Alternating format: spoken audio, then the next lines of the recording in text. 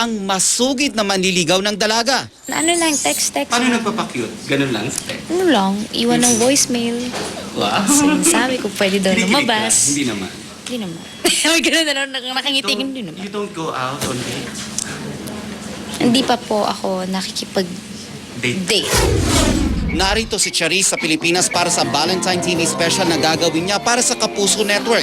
Siyempre, excited siya dahil first time niya raw magkakaroon ng sariling TV special sa career niya. First of all, gusto ko nang magpasalamat of course sa GMA for giving me chance na magkaroon ng sariling special. Kasama niya sa Valentine TV special sina Ogie Alcacid, Michael V, Rachel Ango at Elmo Magalona. Ikaw yung namili ng ibang songs. Ano-ano mga pinili mong songs? Actually po, yung mga ibang songs naman po doon, mga usual na kinakanta ko noon, pero nagdagdag lang ako ng mga new cover Anong songs. special?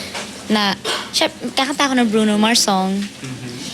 Syempre, hindi naman mawawala nandun yung mga Beyonce songs. Nandun din yung yung kinanta ko sa Glee, nandun yung mga ibang songs na kinanta ko nung na-discover ako, to Oprah, ganun.